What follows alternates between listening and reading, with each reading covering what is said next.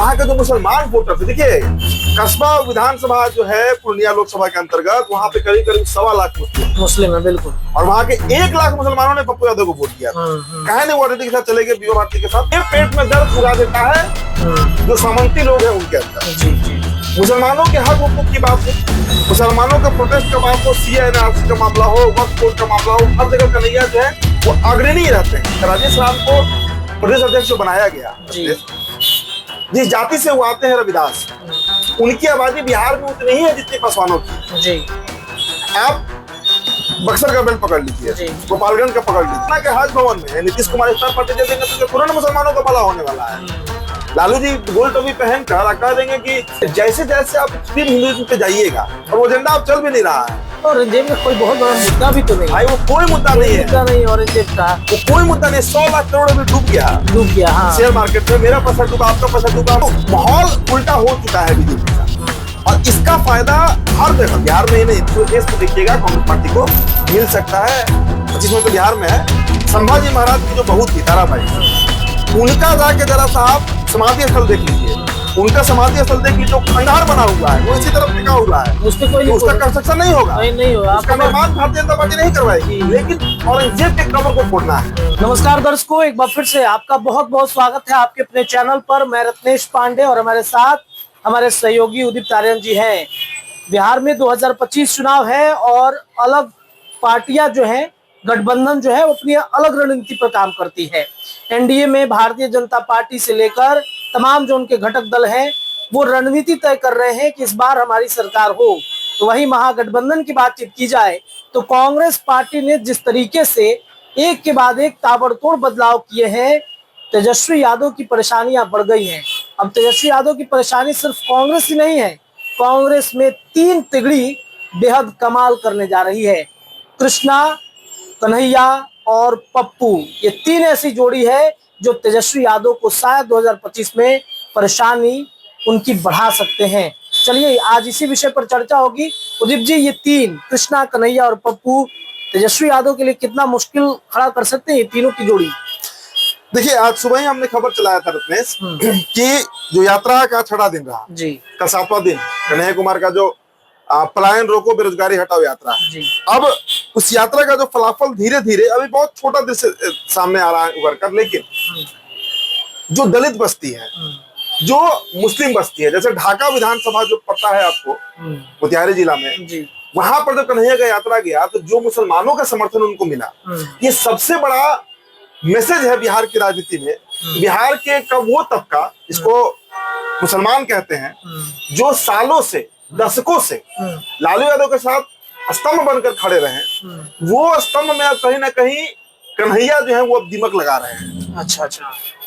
दलित vote की आप बात कर लीजिए, राजेश राम को प्रदेश अध्यक्ष बनाना, अब देखिए भूमिहारों का गुस्सा कैसे फूट रहा है। जो अखिलेश शर्मा पूर्व अध्यक्ष रह चुके हैं कांग्रेस के, वो गाली ही दे रहे हैं राजेश राम को। मतलब जो बूढ़े भूमिहार हैं कांग्रेस पार्टी में, उन सब के रडार पर कन्हैया आ गया। कन्हैया की समस्या क्या समझिए, कन्हैया वो नेता है, कन्हैया वो लीडर है जो भले ही भूमिहार जाति से है, लेकिन अगर किसी दलित की हत्या हो जाती है तो सबसे पहले सड़कों पर आंदोलन करने कन्हैया उतर जाता है। ये पेट में दर्द उड़ा देता है जो सामंती लोग हैं उनके अंदर। मुसलमानों के हक हुकूक की बात हो, मुसलमानों का प्रोटेस्ट का बात हो, CA/NRC का मामला हो, वक्फ बोर्ड का मामला हो, हर जगह कन्हैया जो है वो अग्रणी रहते हैं। तो वो भूमिका जो कन्हैया की है ना, वो उनको भूमिहारों से ज्यादा मुसलमान और दलितों के बीच एक्सेप्टेंस देता है। क्योंकि सिर्फ कह देना कि कन्हैया भूमिहार है इसलिए उनसे नफरत किया जाए, ये कोई पैमाना नहीं हो सकता है कि दलित और मुसलमान जो है तो कन्हैया की जाति देखकर कन्हैया से नफरत करे या प्रेम करे। कन्हैया का आप JNU से उठाकर देख लीजिए, पहले लेफ्ट में रहे, फिर कांग्रेस पार्टी में आए, और जिस तरीके से लगातार उनका जो एक पूरा प्रणाली रहा है कार्य का, काम का जी, उससे आप इनकार नहीं कर सकते हैं कि ना सिर्फ वो दलितों के लिए एक एक्टिविस्ट के रूप में काम किए, मुसलमानों के लिए किए, बल्कि उनके लिए सच में लड़े, सच में जेल गए। जी बिल्कुल, भारतीय जनता पार्टी से अकेले लोहा लेकर चलने वाला, और बहुत कम उम्र है। बिल्कुल, राहुल गांधी के बाद सबसे ज्यादा नाम अगर चर्चा में आता है तो कन्हैया कुमार का आता है, मुख्य विपक्षी नेता के रूप में आता है जी। तो ये जो, और तीसरा नाम आपने लिया पप्पू यादव का। हालांकि कृष्णा लाल भी छूट रहे हैं, कृष्णा लाल के बारे में जान लीजिए। जिन लोगों को जानकारी है उनको जानकारी होगा, राहुल गांधी के मतलब दाहिना हाथ कहे जाते हैं, राइट हैंड एकदम राहुल गांधी के हैं। आप उनका सोशल मीडिया और उनके प्रोफाइल के बारे में जाकर अध्ययन कर लीजिए। राहुल गांधी 14 फरवरी 2025 को जिस दिन कृष्णा अल्लावरू को बिहार प्रभारी बनाए, उस दिन ही राहुल गांधी ने मैसेज दे दिया कि अब बहुत दिन तक ये गठबंधन चलने वाला नहीं है, क्योंकि वो तमाम बदलाव कांग्रेस पार्टी की करने जा रही है। और उसकी शुरुआत हुई अखिलेश प्रसाद सिंह से कि 2025 के विधानसभा चुनाव में ना तो टिकट लालू जी की मर्जी से देना है, ना सीट लालू जी तय करेंगे कि कौन सीट को कांग्रेस लड़ेगी, किस पे नहीं लड़ेगी। अब लालू जी वैसी सीटें देते हैं कांग्रेस पार्टी को जो हारने वाली सीट होती है। बिल्कुल। तो आप वो समीकरण टूटे, इसके लिए कृष्णा अल्लावरू की एंट्री हुई। देखिए एक बार समझिए, राजेश राम को प्रदेश अध्यक्ष बनाया गया, जिस जाति से वो आते हैं रविदास, उनकी आबादी बिहार में उतनी ही है जितनी पासवानों की है जी। आप बक्सर का बेल्ट पकड़ लीजिए, गोपालगंज का पकड़ लीजिए, मगध बेल्ट पकड़ लीजिए, इसके बाद आप चले जाइए इधर तिरहुत में चले जाइए, आप सीमांचल में चले जाइए, इस सब एरिया में रविदास का वोट बहुत ज्यादा है। तो अगर कांग्रेस पार्टी उस 5-5.5% वोट को साधने में सक्षम हो गई, सफल हो गई, और मुसलमानों का अगर आधा वोट भी तोड़ लेती है आरजेडी से कांग्रेस पार्टी, तो ये आप मान कर चलिए कि इस विधानसभा में कांग्रेस अगर अकेले भी लड़ती है सिर्फ बसपा और एआईएमआईएम को लेकर, तब भी कम से कम 20 से 25 सीट, मतलब एक थर्ड फोर्स के रूप में उभर कर सामने आ जाएगी। आप पप्पू यादव का आपका जो सवाल है कि देखिए, पप्पू यादव बिहार का वो मतलब इकलौता सीट पूर्णिया रहा जहां से सारे ताकत लगने के बाद भी पप्पू यादव ने सबको हराकर वहां सांसद बने। तो पप्पू यादव ने इस पर मुहर लगाया कि भाई चाहे मोदी का काल चल रहा हो, चाहे कोई भी समय हो, 91 में भी वो निर्दलीय जीते हैं, 3-4-5 बार निर्दलीय जीत चुके हैं। तो एरा किसी का भी हो, चाहे नरेंद्र मोदी का हो, मनमोहन सिंह का हो, या वीपी सिंह का रहा हो, पप्पू यादव जो है वो सीमांचल में इतनी पकड़ रखते हैं, कोसी में इतना पकड़ रखते हैं कि वहां से कोई भी सीट वो निर्विवाद रूप से जीत जाते हैं, अकेले जीत सकते हैं। मधेपुरा हो गया, पूर्णिया, अररिया हो गया, किशनगंज हो गया, ये पूरा बेल्ट उनका अच्छी पकड़ है। और वहां के जो मुसलमान वोटर्स, देखिए कस्बा विधानसभा जो है पूर्णिया लोकसभा के अंतर्गत, वहां पे करीब 1.25 लाख मुस्लिम है। बिल्कुल। और वहां के 1 लाख मुसलमानों ने पप्पू यादव को वोट दिया। कहे नहीं वो आरजेडी के साथ चले गए, बीमा भारती के साथ। तो ये अब माना जाए कि मुसलमान एक अपना विकल्प तलाश रहे हैं। कल आपने एक खबर भी किया कि मुसलमानों को यूज करती है कोई भी पार्टी है, चिराग पासवान की बात करें, तेजस्वी की बातचीत करें, सिर्फ टोपी और चद्दर पहन के इफ्तार पार्टी करते हैं, लेकिन वक्फ बोर्ड का जब बात आता है तो पीछे हट जाते हैं। 2-3 इंस्टेंस हम बताते हैं रत्नेश। 2020 का विधानसभा चुनाव जी, 5 सीटें सीमांचल में ऐसी रही जो एआईएमआईएम जीत गई और 4 सीटें कांग्रेस जीत गई। तो 9 सीट तो ये उस समय ही जीत गई। दूसरा इंस्टेंस पकड़िए आप, आरजेडी को हराकर दूसरा इंस्टेंस आप पकड़िए। 2024 का जो लोकसभा चुनाव हुआ, मैंने कहा ना कस्बा विधानसभा, 2024 के लोकसभा चुनाव में पूर्णिया लोकसभा के अंतर्गत कस्बा विधानसभा जो रहा, वहां के 1.5 लाख मुसलमानों में 1 लाख मुसलमानों ने पप्पू यादव को वोट किया, वो तेजस्वी यादव के प्रत्याशी बीमा भारती को वोट नहीं किए। ये क्लियर मैसेज है कि बिहार, और छोड़िए वो भी छोड़िए, अभी अब रुपौली चले जाइए, रुपौली में मुसलमानों ने किसको वोट कर दिया? शंकर सिंह कैसे जीत गए भाई? तो ये आप मान कर चलिए कि बिहार के मुसलमान एक विकल्प तलाश रहे हैं, क्योंकि ये जो जालीदार टोपी पहनकर मुसलमानों को बार बार टोपी पहना देना और खजूर खिलाकर उनको खजूर बना देना, ये कब तक चलेगा? आज भी बिहार का सबसे गरीब कौम, सबसे हाशिए पर कोई अगर कौम आता है समुदाय, तो वो मुसलमान ही है। जबकि 30 साल से 35 सालों से समाजवादियों की सरकार चल रही है। आज आप पसमानदा मुसलमान, आप चले जाइए अररिया साइड, फॉरबिसगंज चले जाइए, आप सुपौल चले जाइए, आप सहरसा चले जाइए, और वहां के मुसलमानों का आप आर्थिक स्थिति देखिए जी, कोई स्थिति ही नहीं है वहां पर। तो आर्थिक स्थिति क्या देखिए, आर्थिक स्थिति क्या रहेगी? मतलब वो हैंड टू माउथ है। और बाढ़ जब आता है, और मैं क्या बोलूं, मैं उन्हें बहुत बद से बदतर स्थिति है भाई साहब। मैंने तो लोकसभा में घूमे हैं, वहाँ की ग्राउंड रिपोर्टिंग हमने की है, क्या होगा जानते हैं कि क्या स्थिति है वहाँ पे मुसलमानों। अरे रत्नेश, हमने देखा है 2018 में एसटी की तरफ से हम गए थे, इंटर्नशिप करते हिंदुस्तान टाइम्स में, तो हम गए थे वहाँ पे बाढ़ कवर करने के लिए। मैंने देखा है वहाँ के गरीबों को घूंगा खाते हैं, वही जिंदा रहने के लिए वो खाते हैं वो चीज। बिल्कुल बिल्कुल। और सरकार बात करती है कि मैं मुसलमानों के लिए, पटना के हज भवन में नीतीश कुमार इफ्तार पार्टी दे देंगे तो तुरंत मुसलमानों का भला होने वाला है। लालू जी गोल टोपी पहनकर कह देंगे कि मंदिर मस्जिद बचेगा, तो घंटा कौन से भाषण ठीक है, जुबान आपने दिया, काम क्या किया गया मुसलमानों के लिए? क्या काम किया गया? अभी वक्फ बोर्ड का मामला, इतना बड़ा मामला इस देश में चल रहा है, बिहार में कोई भी लीडर आपको दिख रहा है क्या? एआईएमआईएम को छोड़ दीजिए, अख्तरुल इमान को छोड़ दीजिए, राणा रणजीत सिंह को छोड़ दीजिए, वो लोग बोल रहे हैं।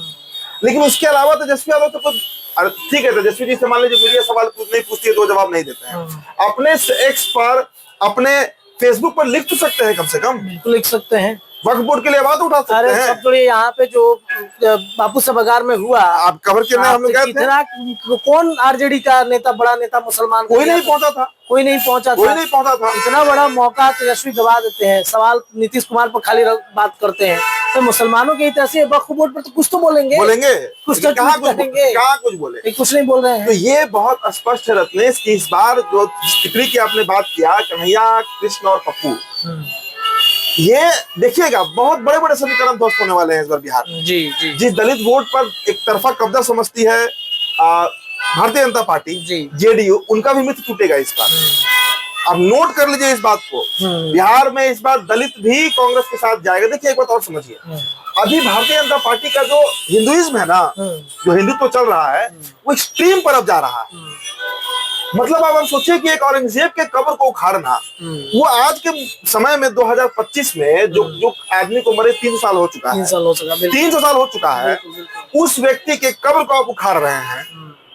और आपको एक और बात बता देते हैं, संभाजी महाराज की जो बहू थी ताराबाई, उनका जाके जरा सा आप समाधि स्थल देख लीजिए, उनका समाधि स्थल देख लीजिए, खंडहर बना हुआ है, वो इसी तरफ टिका हुआ है, उसपे कोई नहीं, उसका कंस्ट्रक्शन नहीं होगा, नहीं होगा, उसका निर्माण भारतीय जनता पार्टी नहीं करवाएगी, लेकिन औरंगजेब के कब्र को कोड़ना है।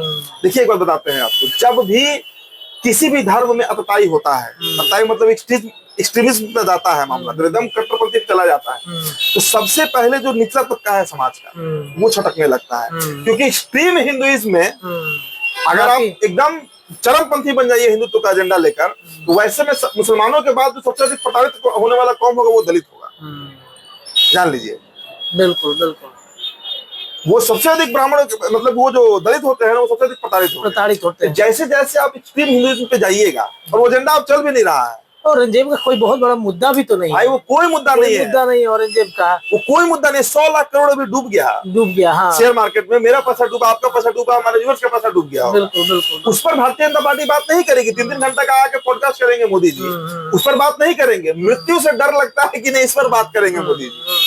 देखिए हमारे एक कटाक्ष है, कटाक्ष समझिएगा, हम कोई ऐसा नहीं है कि हम मतलब उल्टा बोल रहे हैं, सच्चाई बता रहे हैं। बिल्कुल बिल्कुल, उस पर भारतीय जनता पार्टी बात नहीं करेगी, बात करेगी औरंगजेब पर, बात करेगी। और क्या बोला जाए, तो वो जब एक्सट्रीम होगा ना हिंदुत्व, तो सबसे पहले दलित जातियां जो है वो छटकेंगे। और यूपी में 2024 के लोकसभा चुनाव परिणाम ने इस पर मुहर लगा दिया कि उत्तर प्रदेश के दलित जो जाटव हैं, वो भारतीय जनता पार्टी के साथ इस बार नहीं गए। इतना ज्यादा राम राम हो गया, इतना ज्यादा हो गया, 400 पार। एक अंग्रेजी में प्रोवर्ब है, कहावत है, excess of anything is bad.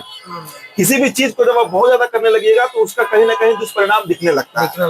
बिल्कुल, राम मंदिर तक हिंदू तो सही था, लेकिन अब उसके बाद जो आप औरंगजेब के कब्र को उखाड़ दीजिए। कल मैंने लाइव टीवी पर खबर किया कि दिल्ली में जो अकबर रोड है, औरंगजेब रोड है, जो बोर्ड लगा हुआ है, उस बोर्ड के पास जाकर कुछ पागल लोग हैं जो पेशाब कर रहे हैं, काली पोत रहे हैं। तो भाई ये सब जो इंसिडेंट देश में घट रहा है, और इसका कोई बहुत असर भी नहीं होने वाला है, ये मुद्दा खत्म हो चुका है, लेकिन इससे भारतीय जनता पार्टी का निजी नुकसान है तो कांग्रेस को फायदा करेगा। और इस चुनाव में देखिएगा वही होने वाला। हमको तो लगता है कि 29 की तैयारी बीजेपी कांग्रेस करवा रही है, कांग्रेस पार्टी करना शुरू कर दी। अभी एक और इंसिडेंट आपको बताते हैं, एक आर्टिफिशियल इंटेलिजेंस आया है, ग्रोक, हाँ, अब नाम सुना होगा। अब ग्रोक कर क्या रहा है, देखिए 4 आर्टिफिशियल इंटेलिजेंस इस समय दुनिया में काम कर रहा है। जी। इसमें ग्रोक एक ऐसा एआई है जो आपसे दोस्त की तरह बात कर रहा है। बिल्कुल, जरूरत पड़ रहा है तो गाली भी आपको दे दे रहा है, अरे यार छोड़ो यार, इस तरह बात कर रहा है। बाकी आप किसी भी एआई से पूछिएगा तो वो कट टू कट जवाब देगा, लेकिन ये कट टू कट जवाब नहीं दे रहा है। अब हो क्या रहा है, अब उससे पूछा जा रहा है कि भारत में सबसे अधिक